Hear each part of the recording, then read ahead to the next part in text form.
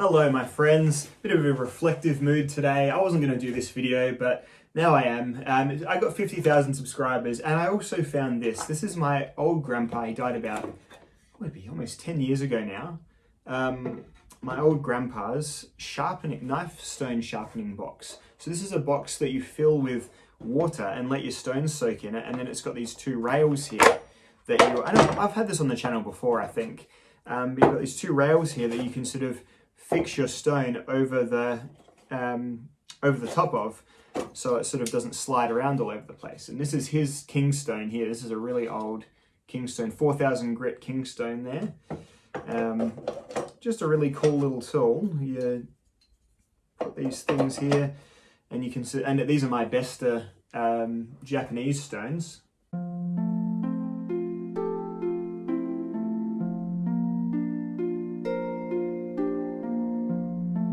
Well, hello there, milady. Oh, I didn't realize it had a gender bricky, and I thought you were above those concepts, but maybe I'll give you two some alone time at some point or another. Get your hands off of her, you damn dirty ape. Yikes. Better watch the back of my head. Hopefully I don't feel anything, I'm guessing, gravelly and... yeah. No, that's a joke I didn't need to make. There you go, fellas. My old grandpa watching from above, perhaps me making jokes about my sentient brick companion's ejaculations. So maybe not, maybe not. Maybe I'll keep that to myself. But anyway, really cool thing. But it's got me thinking. It's got me feeling a bit soft today, a bit soft to the mind. Had a friend over last night, had a few drinks, Maybe my mind's just a little bit soft in general. But how cool is that? I'm going to use it later on and try my hand at some freehand sharpening. I might not ever broadcast it because it's probably going to be embarrassing, and then you have to contend with people who comment on freehand sharpening videos. Oh yes, they're a different breed. Anyway, so that's that. I just thought that was cool. I just thought I'd bust that out. But also, yeah, 50,000 subscribers is a milestone that I was sort of resolved to speak about a bit, because 50,000's, I always thought it would be about the glass ceiling of a channel such as mine. And subscribers don't mean a huge amount on YouTube anymore, really.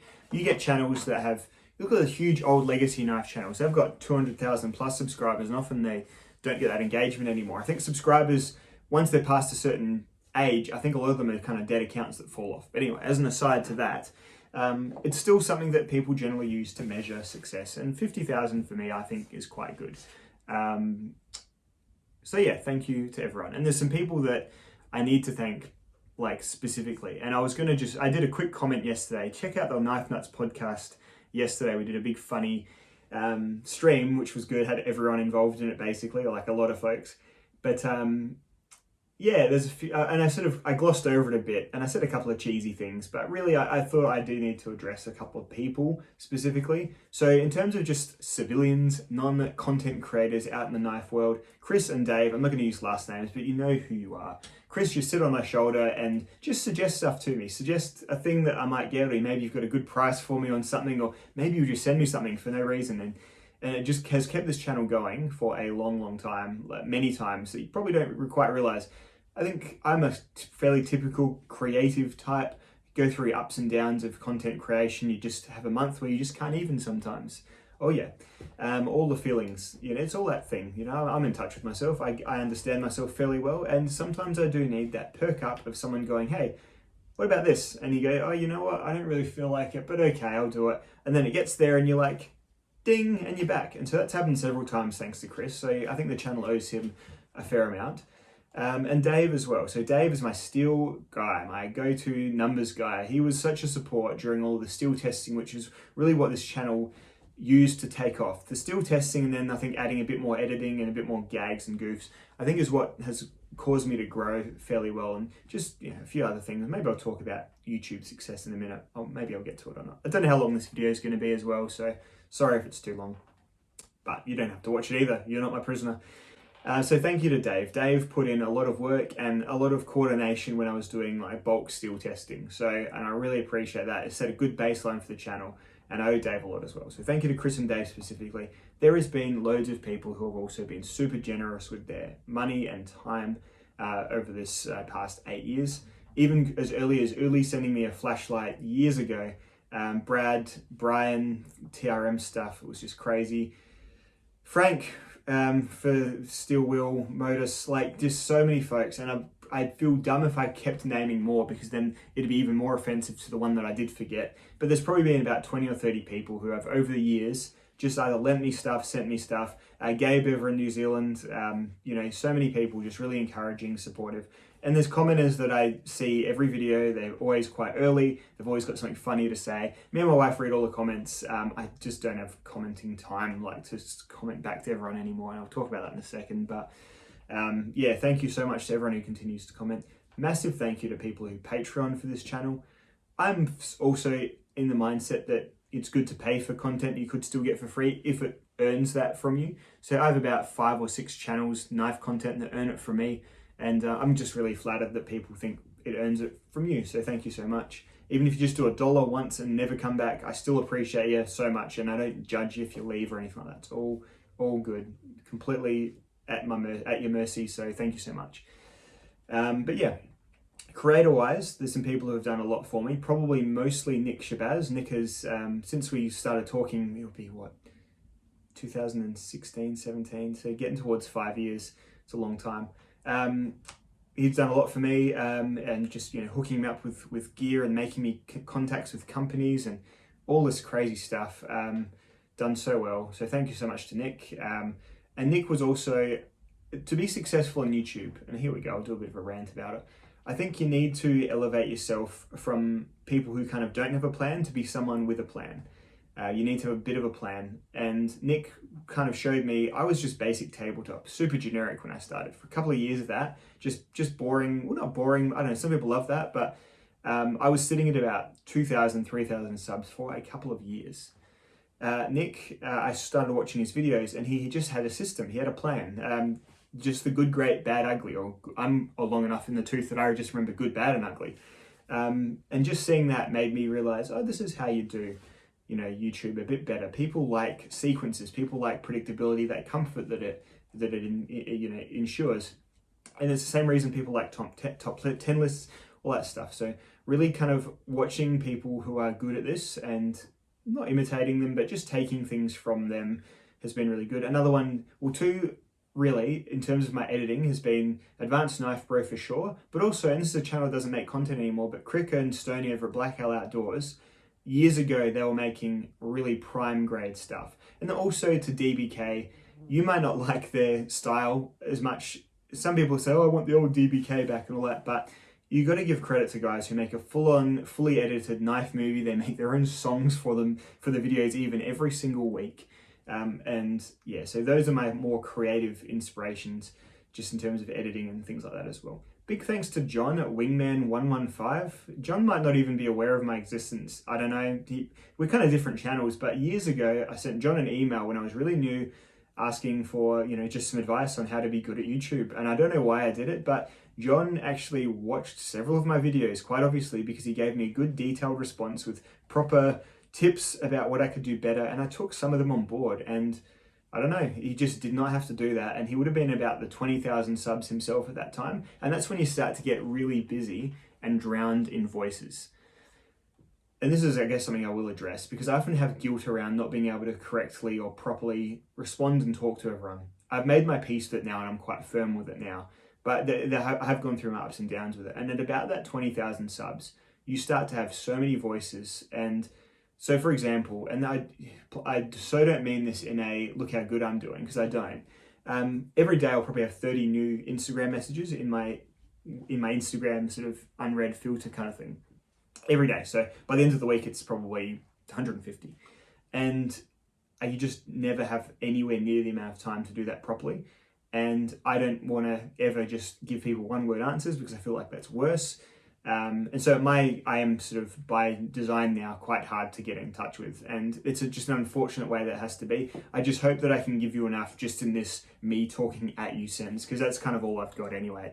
I have a full-time job that's often more than full-time. I try and be a good husband and dad and everything as well, and provide like attention and attentiveness and just basic housework as well, not just being like, because my wife works as much as me as well. So anyway, I try and do as good as I can in life, and one of the things I have had to let go is just being super responsive to comments, and I'm terribly sorry for that. And if I do talk to you on Instagram, please don't feel like I need to stop. You need to stop. I'm not, the ones who are in, it's fine. Like, it's just I don't have much time for like new stuff, and just dealing with companies especially. I just don't have time to just nut things out with people or anything like that anymore. It's just, and it's a good problem to have, but I do feel like I need to address it. The human brain was not designed for this. The human species was not ready for the internet, and I think it's a couple of hundred years before we can adapt to it correctly, and by then the internet will have changed, no doubt.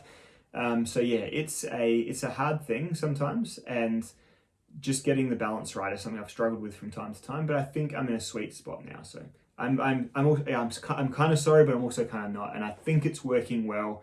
I'd rather spend the time making you all videos than spending hours, having many discussions on Instagram all at once, or on email or whatever.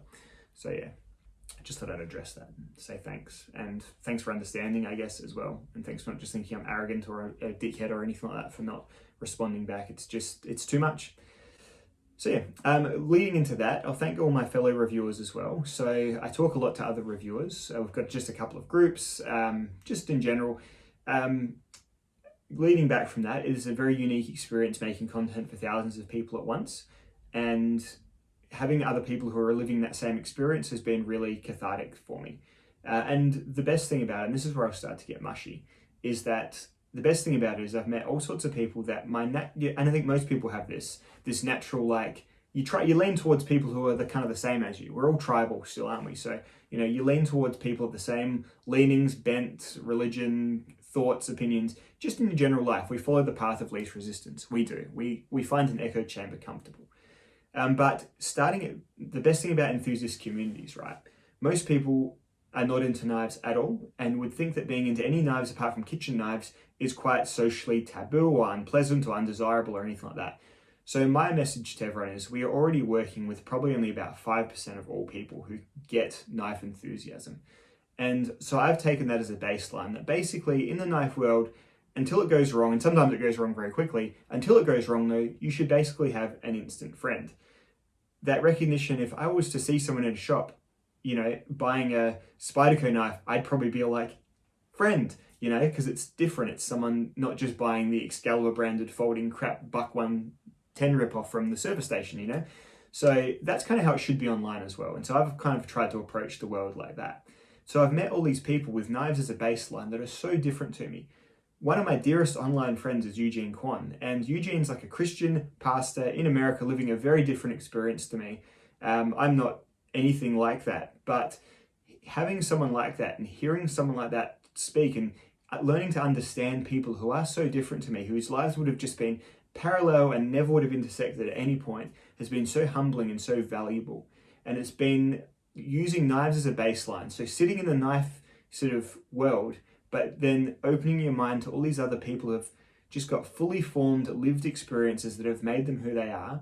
I'm just so glad I've taken the time to listen to them. And there's been ups and downs. I've had disagreements, and I hope I've not been too insulting sometimes. But maybe I had, when you're asking point blank questions to people who are completely opposite to you, I feel like I've always approached it with a sense of genuine interest and curiosity rather than trying to ask someone a framed question to get them to say something silly. But yeah, nothing like that, I hope. But just in general, it's been so valuable to me, knowing just not even, I guess, just the reviewers, but just other people, just hearing them out. And again, yeah, people who I would never have leaned into, knowing just from sheer humanness, which is just trying to find your own people. The best thing about being an enthusiast group, you've got your own people in one way, and then hopefully, if you're open-minded, you'll listen to lots of other people, all sorts of folks who I count as friends in this knife enthusiast community, all sorts of folks. You'd be amazed, like folks in terms of politics, religion, gender, sexuality, all those different things, race, all that stuff. And we've all started at knife good. And as such, I've been challenged by some folks for sure. I found things challenging. I like to think I've just listened and just tried to see people as a fully formed, we all started life as a little baby, and whatever the world did to us, which we had no control over really, has got you where you are sitting in your chair now. And it's just, I always try and approach this with that mindset first. Sometimes you just can't do anything about it. Sometimes it's too much, but in general, it's been such a valuable experience to me. And so I thank all of you who I talk to on a personal level, because you've probably broadened my horizons a fair bit. And whether we've changed any minds or not, I don't know. I always think that having any online argument, just an argument online, is basically a waste of your time. You will never get that time back. The arguments have no net benefit for either you or the person you're arguing with. So I think that is certainly true in most counts. But if you can have good discussion, or just even if someone is just talking at you, you know what that's like. You get someone who's just on a soapbox. I am behind one right now. Just listen to them, don't respond, and just take it on board. Be like, well, that person is that way because of reasons that I might never understand, but they're still valuable, and most importantly, we are still all knife folk. So perhaps what I'll leave us on there, with this little mushy thank you video. So yeah, thank you all for watching.